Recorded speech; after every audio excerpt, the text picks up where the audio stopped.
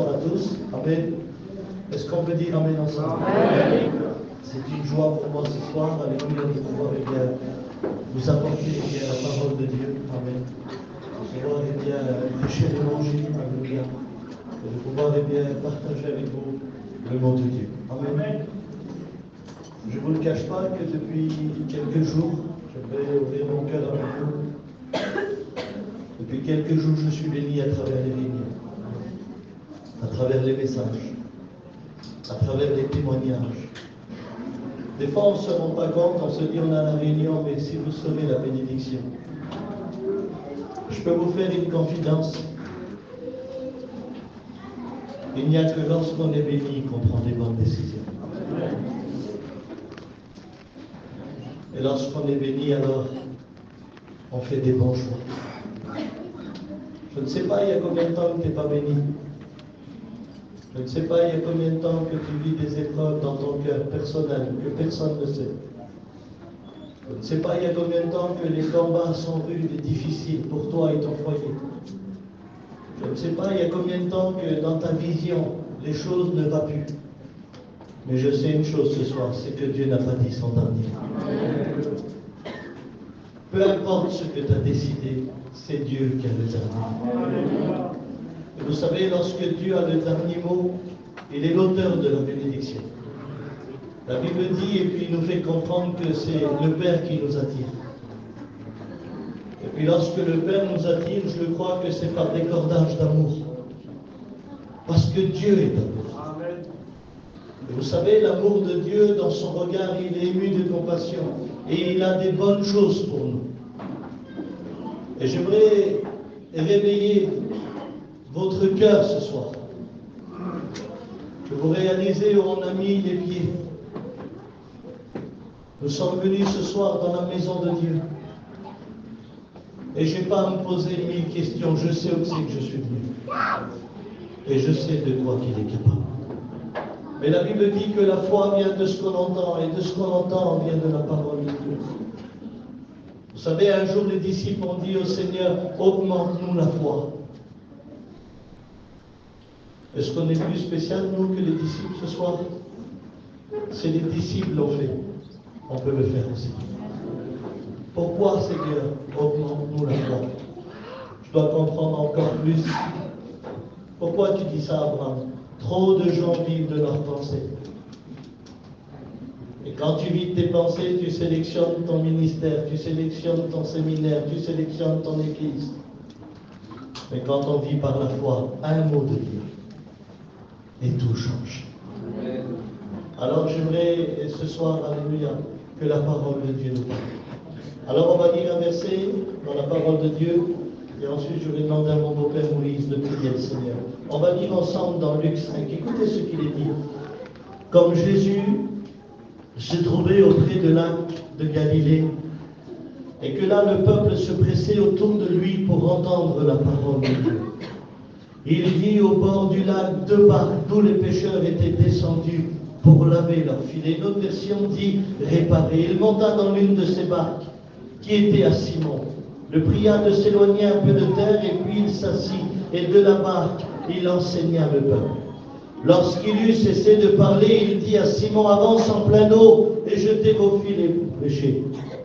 Simon lui répondit, maître, nous avons travaillé toute la nuit sans rien prendre, mais sur ta parole, je jetterai le filet.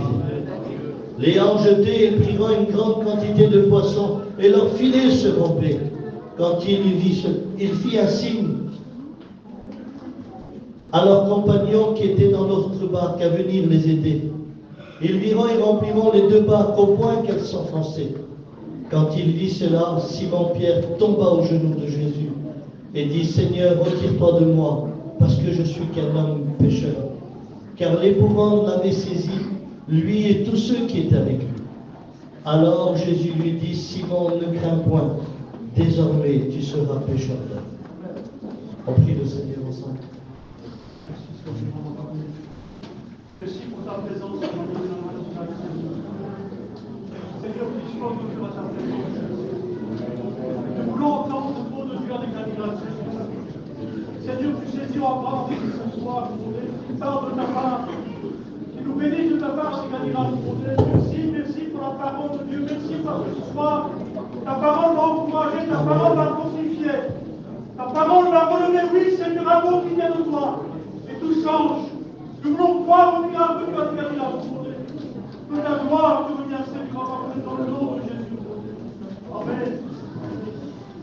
Est-ce qu'on peut dire Amen? Amen. Nous allons parler ce soir de la pêche miraculeuse. Une belle expérience que Pierre va vivre avec le Seigneur. Mais la Bible dit que Dieu n'a pas changé, le même hier, aujourd'hui, éternellement. Il y aura des jours où on vivra des choses extraordinaires avec Dieu, pour nous faire montrer qu'il est encore fidèle et qu'il est là dans les moments les plus durs et les plus difficiles de notre vie. Il nous a fait la promesse d'être avec nous tous les jours, jusqu'à la fin du monde. Ça arrive de tomber, mais il faut se relever. Ça arrive d'être fort, mais pas se glorifier, mais faire confiance à Dieu. Peu importe la situation en vie, Christ n'a pas changé. Et j'aimerais vous dire que ce soir, il est présent. Il vit au siècle des siècles. Selon la parole de Dieu, un soir avant, Pierre va prendre sa barque, quelques copains avec lui, une autre barque, et ils vont partir sur le lac de Galilée. Selon la parole de Dieu, il part le soir. Pourquoi le soir? Parce qu'en Israël, sur la mer de Galilée, le soir, les poissons montent à la surface. Et la journée, on ne peut pas pêcher parce qu'ils partent en profondeur. Donc Pierre, il n'est pas plus bête qu'un autre. Il y va le soir parce qu'il le sait que le soir, le lac, il y en a en abondance. On peut voir même les reflets des poissons le soir, lorsque la lune frappe sur le lac. Alors, il s'est préparé, il a pris ses amis, il a pris sa barque, il a pris ses rames, il a pris son filet. Et lorsqu'il s'embarque sur le lac de Galilée, Pierre, c'est un homme de caractère. Ce qu'il a décidé, il le fait. Ce qu'il a réfléchi est établi. Alors il y va le soir et il commence à ramer. Il est certain que dans sa barque, les poissons vont être remplis. C'est le cœur d'un pêcheur. Il a décidé que c'était ce soir-là et il savait qu'il allait réussir. Il connaît le lac, il connaît la barque, il connaît son filet, il sait dans quel coin aller. Il a tout décidé. Et lorsqu'il s'embarque ce soir-là, il va prendre son filet, je ne sais pas, 6 mètres de long, 4 mètres de large. Et quand il va jeter son filet, dit la parole de Dieu, quand il va tirer, il n'y a rien à l'intérieur. Alors il jette son filet 2 fois, 3 fois, 4 fois, mais quand il tire son filet, il n'y a rien à l'intérieur. Mais Pierre ne perd pas courage, il connaît le lac. Alors il commence à ramer, il avance un peu plus loin, et puis il jette son filet pendant 1 heure, 2 heures, 3 heures. Mais quand il tire le filet, à l'intérieur, il n'y a pas de poisson. Il y a des morceaux de pierre, des algues, de la saleté, mais il n'y a pas ce qu'il veut. Alors il commence à retirer, puis il avance. Il a certainement crié sur l'autre barque, avance toi aussi. Et là il va jeter son filet pendant 6 heures, pendant 7 heures. Mais quand il tire le filet, il n'y a rien à l'intérieur. Il commence à paniquer, puisqu'il est habitué à reprendre, il est habitué à recevoir. Mais ce soir-là, on dirait que tout est contre lui. Ses idées, son énergie, ses décisions sont en train de tomber à l'eau, puisque le lac ne veut rien donner. Son intelligence s'arrête, ses capacités s'arrêtent. Et là, il dit, mais c'est pas possible. Je le connais, le lac, il est rempli de poissons. Et là, il va continuer. Mais là, il va continuer avec la rage. Il va commencer à avoir de la colère. Il va commencer à crier sur l'autre barque. Et il va commencer à jeter encore le filet. Et il pensait qu'il allait recevoir, selon la parole de Dieu, c'est lui qui a dit à Jésus, on a péché toute la nuit sans rien prendre. Et dans une nuit, il y a 12 heures. Ça veut dire que Pierre, pendant 12 heures, il a jeté le filet sans rien prendre. Mais il redoute une chose, Pierre. Pécher toute la nuit, pour lui, ce n'est pas un problème. Mais il sait que dans une nuit, il n'y a que 12 heures. Et 12 heures après, le ciel s'ouvre et c'est le soleil qui arrive. Oui, mais il y a un problème. Dans le lac de Galilée, lorsque le soleil arrive, les poissons qui étaient à la surface partent en profondeur. Parce qu'il n'y a que la nuit qui vient à la surface. Et la journée, ils partent en profondeur. Et là, malheureusement pour lui, malgré ces 12 heures d'énergie, le ciel va s'ouvrir. Le soleil va venir. Et là, il s'est dit, ça ne sert à rien. Alors je le vois devant moi, il remballe son filet. Il commence à le jeter. Et puis là, il commence à ramer. Et quand il rame, il revient au bord du lac. Il va placer sa barque au sec. Et la Bible dit que les deux barques vont arriver au sec. Et quand ils vont arriver au sec, il sort de sa barque et il commence à laver son filet. Le moment le plus horrible pour un pêcheur, c'est de rentrer avec zéro, avec rien du tout. Le moment le plus horrible pour un pêcheur, c'est de venir avec la barque au sec et rien à l'intérieur. Et pendant qu'il nettoyait le filet, c'est pas écrit, mais c'est peut-être ma pensée. Il a dû se dire, mais pourquoi tout est contre moi? Pourquoi ma vie est compliquée? Pourquoi tout le monde prend et sauf moi? Le lac, je le connais, il est rempli de poissons. Pourquoi j'ai rien pris? Pourquoi c'est compliqué pour moi? Et pendant qu'il se posait les 1000 questions, lui ne le sait pas. Mais juste à côté, Jésus fait une réunion. Et pendant que Jésus fait la réunion, la Bible dit, Jésus vit deux barques, d'où les pêcheurs étaient descendus pour laver leurs filets. Pierre n'a pas vu Jésus, mais Jésus l'a vu. Et quand Jésus arrive, la Bible dit qu'il monta dans l'une de ces barques qui était à Pierre. Et dans mon cœur, je parle avec Dieu en lisant la parole de Dieu. Je dis, Seigneur, il y a deux barques. Pourquoi tu montes dans celle de Pierre? Et Dieu me répond dans mon cœur, je sais ce qu'il a vécu Abraham hier soir. Je sais ce qu'il a passé. Et la Bible dit que lorsqu'il monte dans la barque de Pierre, il dit à Simon, éloigne-toi un petit peu de terre. Ça veut dire rebouge la barque. Et la Bible dit que sans rien compliquer, Pierre va bouger la barque. Normalement, il aurait dû dire non, Seigneur, laisse-moi tranquille. Je n'ai pas dormi de la nuit, je n'ai pas mangé de la nuit. Ma vie est compliquée. Mais vous savez, quand le Créateur parle à la créature, alors les choses changent. Il y a un silence total dans la barque. C'est Jésus qui a parlé. Et quand il a bougé sa barque, la Bible dit que Jésus va commencer à prêcher.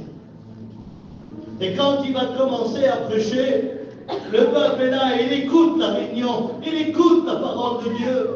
Mais il n'y a pas que le peuple qui écoute la parole de Dieu. Il y a aussi Pierre qui a passé une mauvaise nuit. Il y a aussi Pierre qui a des défaites dans son cœur. Il y a aussi Pierre qui est compliqué dans ses pensées. Pendant que Jésus prêche, la Bible dit que la foi vient de ce qu'on entend. Et de ce qu'on entend vient de la parole de Dieu. Ça veut dire que Pierre, sans vouloir, sans comprendre, la parole de Dieu pénètre dans son cœur et bien, il y a l'espoir.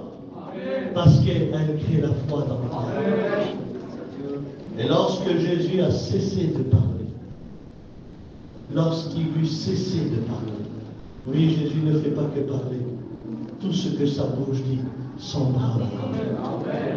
Et lorsqu'il a arrêté de prêcher, il dit à Pierre maintenant, avance en plein eau et jetez vos filets pour pêcher. Et quand il dit ça, c'est la journée. Et la journée, tu ne peux pas jeter ton filet parce que les poissons sont en profondeur. Et là, quand Pierre il lui dit ça, retourne en pleine eau, il se rappelle des 12 heures de défaite. Il se rappelle de la nuit qu'il a passée. L'amertume est revenue. Et il est en train de dire au Seigneur, mais Seigneur, on ne pêche pas la journée ici, on ne jette pas le filet la journée. C'était hier soir, et d'ailleurs j'ai pêché toute la nuit sans rien prendre. Il avait du répondant. Et le Seigneur, quand il prêchait, vous savez ce qu'il lui a fait comprendre à Pierre? Il lui a dit, écoute, hier soir tu étais sombre, aujourd'hui tu es Amen. Ce qui est impossible pour toi est possible pour moi. Et là, quand il a compris ça, il a dit, Seigneur, si c'est moi, Je ne le fais pas, mais Seigneur, sur ta parole. Parce que j'ai écouté ta parole, parce que je t'ai écouté prêcher, j'ai réalisé ce que moi je ne peux pas, toi tu le peux. Et aujourd'hui tu es dans ma barque. Et si tu es dans ma barque, alors Seigneur, les choses qui ne sont pas pour moi peuvent le devenir. Seigneur, sur ta parole, sur ta parole. Quand il a pris le filet, c'est une histoire qui n'est pas dans la parole de Dieu. J'aimerais vous partager une petite pensée. Tous les poissons que Pierre a voulu prendre le soir, ils étaient au fond du lac. Ils ont relevé la tête. Ils ont dû dire entre eux, c'est encore Pierre l'insupportable, il est venu nous chercher. Allons-nous-en. Et là, quand tous les poissons partent, il y en a un qui crie et dit, arrêtez! Revenez vite! C'est pas Pierre qui nous appelle, c'est notre Créateur. Psaume 33, il dit, la chose arrive, il ordonne et elle existe. Et là, tous les poissons sont rentrés dans le filet. Mais tous les poissons, la journée, ça ne devrait pas exister, mais sur l'ordre du Créateur. Les choses qu'il a cherchées de lui-même, qu'il n'a pas pu recevoir, un mot de Jésus, et c'est le lac complet qui a obéi. Et quand les poissons sont venus dans le filet, il ne peut pas dire. Il y en a tellement que le filet va se rompre. Il est obligé, Pierre, il est obligé de faire un signe à la deuxième barre. Regardez le signe. Obligé de faire ce signe-là, se dire, venez. Quelle différence qu'il y a entre les efforts d'un homme et la grâce de Dieu. Quelle différence qu'il y a entre le cerveau d'un homme et la bénédiction de Dieu. Regardez le petit signe. Ça veut dire venez. L'autre barque, quand elle a vu ça, elle a dû dire, mais c'est pas possible. En pleine journée, comment il a fait pour en prendre? La Bible dit quand la deuxième barque est arrivée, ils ont rempli les deux barques à un tel point que les deux barques s'enfonçaient. Ça a dû boire l'évangile. Toute la nuit, les barques étaient légères. Quand lui, il est venu, il s'enfonçait. Ça a dû boire le miracle de Dieu. Et dans mon cœur, j'ai dit, Seigneur, j'étais obligé de parler avec Dieu. J'ai dit, Seigneur, que tu remplis la barque où tu es toi, je comprends. Mais que tu remplis la barque que tu n'es pas, je ne te comprends pas. Et là, Jésus m'a dit dans mon cœur, Abraham, fais un petit signe à ta femme. Appelle les barques qu'il ne connaît pas. Je peux remplir leur barque aussi. Comment ça fait un petit signe? Appelle-les. Appelle-les, Abraham. Je ne suis pas à l'intérieur, je peux remplir leur barque. Vous savez pourquoi ça m'a béni, ce petit signe? Parce qu'aujourd'hui, quand tu vas visiter des foyers, tu dis alors ton foyer, ça va? Regardez ce qu'ils font les gens. Laisse-moi tranquille. Regardez là-bas. J'en peux plus avec eux. Tu as certains foyers, quand tu leur dis alors tes enfants, ça va? Regardez, laisse-moi tranquille. Je voudrais mourir et être enterré. Je ne veux plus rien voir. Ça, c'est des signes de désespoir. Des signes de découragement. Moi, quand j'étais dans le monde et que je partais pendant des jours, j'avais un grand frère, le plus vieux. Quand je rentrais 3 ou 4 jours après, de loin, il faisait ça. Je repartais 4 jours, 5 jours, pas d'amour. Il y avait des signes, pas d'amour. Après, tu as des petits signes sympathiques aussi. Ça, c'est tout le monde qui les dit. Quand le mari il est parti travailler toute la journée et qu'il rentre à la maison, de loin, la femme a touché. Allez, la journée, elle est faite. La dispute du matin, elle est oubliée. Les petits habillés d'habits modernes, directement au restaurant. C'était pas grand-chose. Hein. Elle a fait ça, tu as fait ça, la journée, elle était faite. Ben, imaginez-vous en pleine journée, un moment où ça n'existe pas. Mais parce que Jésus était dans la barque, il a commencé à faire ça. Quand il a vu cela, Pierre, vous savez ce qu'il a fait d'un homme découragé, un homme qui avait de l'amertume, un homme qui avait son filet, un homme où tout était contre lui. Il s'est retrouvé à genoux au pied du Seigneur. Ça ne vous rappelle pas des réunions bénies, ça? Où tu es rentré avec de la haine et de la méchanceté et qu'après le message, tu étais à genoux en train de pleurer. Ça ne te rappelle pas des mamans à la convention? Ça ne te rappelle pas des mamans dans les retraites spirituelles? Où tu es rentré avec toute ton amertume, avec toute ta méchanceté, et que d'un coup, après la réunion, après le message, tu étais là, tu étais à genoux en train de pleurer. Eh bien, c'est ce que Pierre a vécu.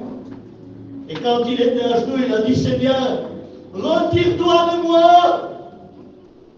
Je suis qu'un pécheur, tu ne feras rien avec moi. Je suis un lunatique. Un jour, je suis gentil, le lendemain, je tue tout le monde. Seigneur, laisse-moi tranquille, tu ne feras rien avec moi. Et là, c'est ma pensée, Jésus le regarde. Et il s'est dit, tu as ramé pendant 12 heures pour prendre des poissons. Mais si toi, tu es pasteur, tu vas parcourir les villes et les villages. Tu as jeté le filet pendant 12 heures pour prendre des petits poissons. Mais si toi, tu es pasteur, tu vas prêcher toute la nuit pour sauver des âmes. De tes défauts, j'en fais des qualités. Suis-moi et je fais de toi un pécheur. Le Seigneur ne s'en est pas trompé. Première prédication, 3000 âmes dans le filet. Deuxième prédication, 5000 âmes. Ah, il ne savait pas que remplir les barques, mais il savait remplir le ciel. Ah oui, de nos défauts, il en fait des qualités. Quelle belle expérience qu'il a vécue, Pierre. Quelle bénédiction qu'il a vécue avec le Seigneur. Quelle belle image, la pêche miraculeuse. Mais qu'est-ce que Pierre avec ma vie? Qu'est-ce que Pierre avec mon foyer? Qu'est-ce que Jésus dans la barque avec ma situation? Eh bien, nous aussi, un jour, lorsqu'on a fondé un foyer, lorsqu'on a commencé à goûter à la vie, sans le savoir, notre vie est une barque.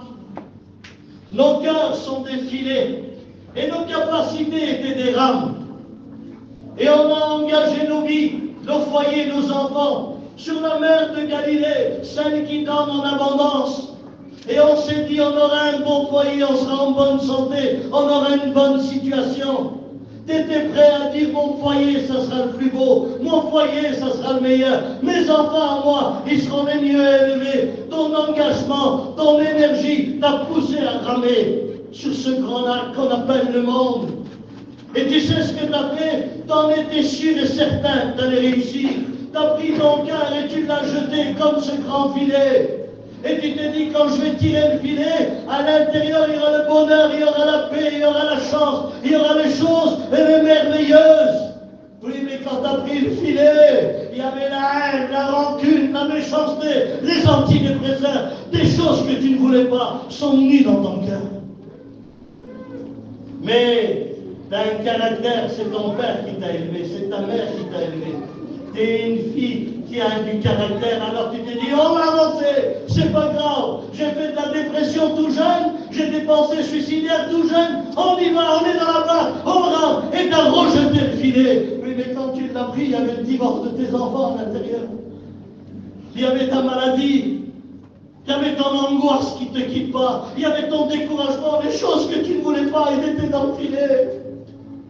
Et tu te dis, non, notre vie, elle doit avancer, tout ira bien, t'as fait comme Pierre, t'as mis confiance en toi, mais en fait, tout était contre toi. Alors t'as continué, quand t'as continué, t'as rejeté le filet, et quand tu l'as pris, il y avait des choses à l'intérieur que t'as jamais voulu pour ton foyer, jamais voulu pour ta vie. Et malheureusement, tu sais ce qui s'est passé. Le jour s'est ouvert sur ta maison. Le soleil est venu sur ton foyer. Et tu t'es dit, maintenant voilà, tout est terminé. Notre foyer, il vit la misère. Nos enfants, eh bien, il est en prison. L'autre, il est pris par la drogue. L'autre par la dépression. Ma fille est angoissée. Regarde ce que c'est ma vie. Et sans le savoir, t'as ramé avec ta barque. Et t'as ramé jusqu'à Salou. Et t'es venu poser ta barque ici. Tu ne vois pas Jésus ce soir, mais Jésus t'a vu. Et ce soir, il rentre dans ta barque. Il monte dans ta barque à toi. Parce qu'il sait que tu es en dépression, il sait que tout est contre toi, il sait que tu es pris par l'angoisse, il sait que tes nuits c'est l'enfer. Il le sait. Il sait qu'en ce moment tu es malheureux. et que tu veux tout faire pour te montrer que tout va bien. Il le sait. Alors il te dit, éloigne-toi un petit peu de la terre. Pourquoi? Parce que c'est la terre qui te dit que tu ne pourras jamais te convertir. C'est la terre qui te dit que tu ne pourras jamais laisser la drogue, les cigarettes et l'alcool. C'est la terre qui te dit que tu ne pourras jamais être un chrétien, une chrétienne. C'est la terre qui te dit que tu ne pourras jamais pardonner. Éloigne-toi de la terre. Moi, je vais parler.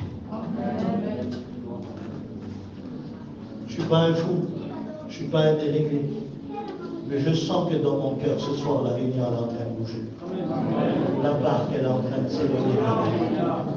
Et tu es en train de prendre conscience que Jésus est dans ta barque. Les choses que tu n'as pas eues, les choses que tu vois de loin, le baptême du Saint-Esprit, le pardon, la purification de ton cœur, les choses que tu vois de loin, le don de prophétie, le chant céleste, la bénédiction, la grâce, le salut, les choses qui sont loin des yeux, un mot de lui. Vous savez, j'aimerais vous dire quelque chose. Ne prenez pas pour un fou. Quand Jésus a commencé à mettre le pied dans la barque et que la barque a bougé, les poissons sont venus comme un aimant en dessous de la barque. Parce que c'était la grâce de Dieu qui était en train d'attirer toutes les bénédictions. Tu ne le vois pas, écoutez-moi. Je ne suis pas un fou.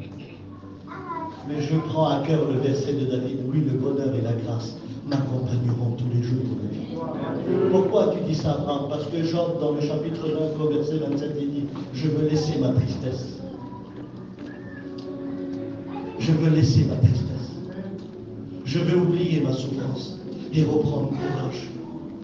J'aimerais vous dire que lorsque lui, il est là, il y a des choses qui nous accompagnent. Et toi, tu ne vois pas, mais autour de toi, là, il y a l'appel au ministère. Autour de toi, il y a le salut de ton âme. Autour de toi, il y a la délivrance. Il y a des choses qui nous entourent. Et on appelle ça la grâce de Dieu. Mais il faut faire quelque chose. Quoi? Est-ce que tu es prêt à faire confiance? Comme Pierre? Ou tu vas avoir du répondant comme lui? Quand il va te dire maintenant, retourne en plein eau, retourne à ton échec. Là où tu n'es pas baptisé, là où tu n'es pas levé pour servir Dieu, là où tu n'as pas voulu être baptisé, là où tu n'as pas voulu être délivré, retourne à ton échec. Tu vas avoir du répondant comme Pierre. Pierre a dit, j'ai péché toute la nuit. Toi, tu vas dire, il est jaloux. Ça ne sert à rien, mon foyer, il est jaloux. Ça ne sert à rien, elle est dépressive. Ça ne sert à rien, chez moi il y a le péché, chez moi il y a le désordre. Tu auras du répondant. Et chacun d'entre nous, ce soir, on a du répondant pour ne pas obéir à Dieu. Mais j'en bénis Dieu, car là où le péché abonde, la grâce surabonde. Là où Pierre était découragé, Jésus a surpassé tout ça. Et il a dit, sur ta parole, je jetterai le filet. Et peut-être que ce soir, je ne sais pas, mais je suis certain, la parole de Dieu a pénétré une lueur d'espoir en toi. De continuer à aller plus loin, de recommencer, même si l'échec te suit il y a des années, tu as envie de recommencer. Amen. Je pensais assis au serviteur de Dieu, pendant que j'étais assis, et je voyais la scène devant moi. Je voyais le serviteur de Dieu qui était rempli de problèmes, et que l'autre pasteur l'appelait pour faire une réunion. Et quand il était chez lui avec sa Bible, il disait à sa femme, je ne peux pas y aller. Je ne peux pas prêcher ma femme. Et sa femme lui disait, mais pourquoi? Parce que regarde tout ce qu'on vit chez nous. Regarde combien de problèmes. Je vais dire quoi à l'église? Ah, tu fais comme Pierre. Seigneur, j'ai péché toute la nuit, je le connais le lac, Seigneur. Et je voyais que dans la scène où je voyais, le serviteur de Dieu prenait courage. Et il allait continuer. Parce que c'était selon la parole. Et puis en ce moment où je prêche, la barque allait directement en plein eau. Le local, là, il est devenu une barque.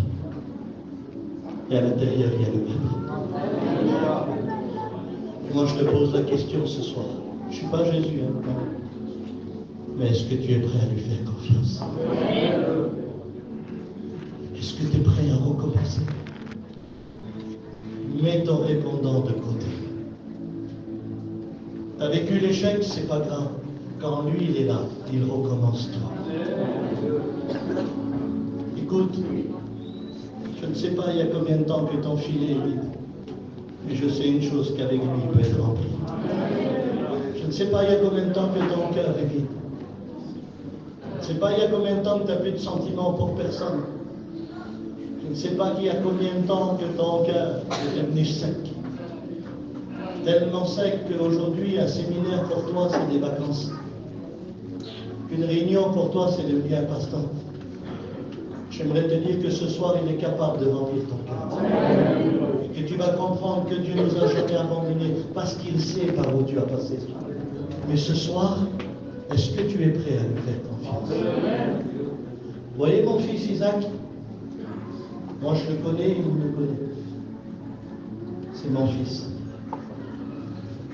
Si demain, je le dépose dans un pays qu'on ne connaît pas, si je le dépose à 80 km, et je lui dis, Isaac, tu ne bouges pas d'ici. Demain, je reviens. Isaac, tu ne bouges pas d'ici. La confiance qu'il a en moi lui permettra de rester dans un pays qu'il ne connaît pas. La confiance qu'il a en moi lui permettra de rester des fois sans eau, sans un bout de pain. La confiance qu'il a en moi, il ne bougera pas de l'endroit où je l'ai déposé, parce qu'il sait que son père va arriver. Mais s'il n'aurait pas confiance, mon fils prendrait le train, le bus pour rentrer, parce qu'il aurait dit mon père viendra me chercher. Mais parce qu'il a confiance, il est capable de subir toutes les situations, mais il sait que je vais revenir. Est-ce que tu veux avoir confiance en Dieu? Si tu lui fais confiance, tu peux commencer à reprendre ton filet d'entraînement. Parce qu'il est capable. Dans la simplicité, ce soir, dans la simplicité, qui voudrait lui refaire confiance? Moi, je lève ma main. Je fais confiance à Dieu. Dieu vous voit, Dieu vous voit, Dieu vous voit. Lève ta main, n'aie pas peur. Dieu vous voit, Dieu vous voit, Dieu vous voit, Dieu vous voit. Est-ce que tu veux lui refaire confiance? Est-ce que c'est vrai? Est-ce que c'est la réalité? J'aimerais que ceux qui ont levé la main se mettent debout à l'instant. Je vous en supplie. Levez-vous maintenant. Allez,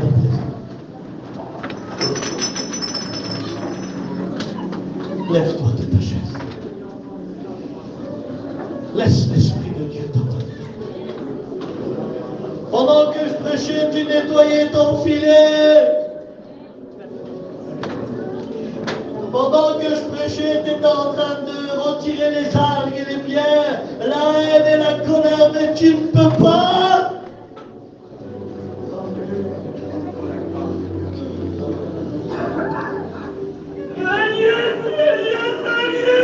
Mais Dieu te connaît.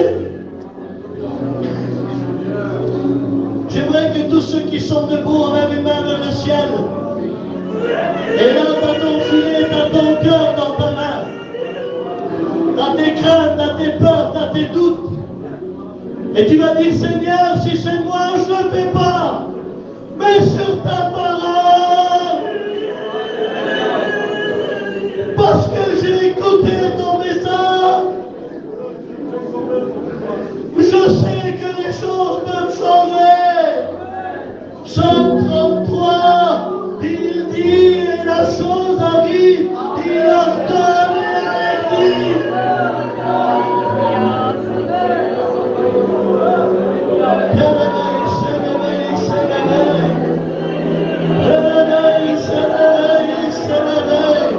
Prépare ton cœur, prépare ta barque à recevoir.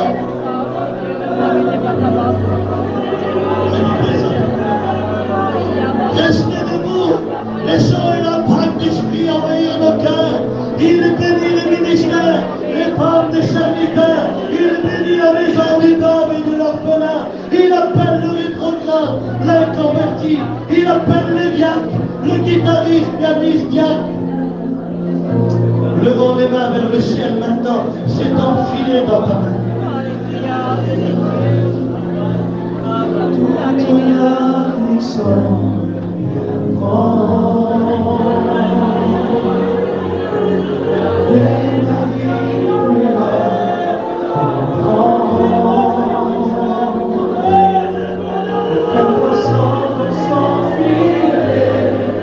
Le jour des